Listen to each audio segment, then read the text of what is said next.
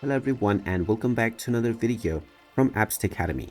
In this video, I'm going to show you how to smoothen your skin using the Snapseed photo editing app. So let's get started right away.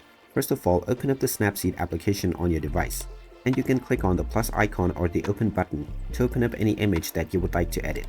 Now, when you open up your image, if you would like to clear your skin and make it more attractive, then tap on the tools option and then tap on healing.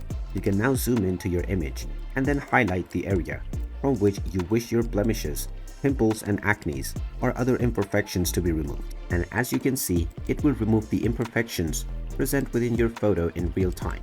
Once you cover all of the area and remove your desired imperfections, you can tap on the tick mark at the bottom right corner to apply your changes.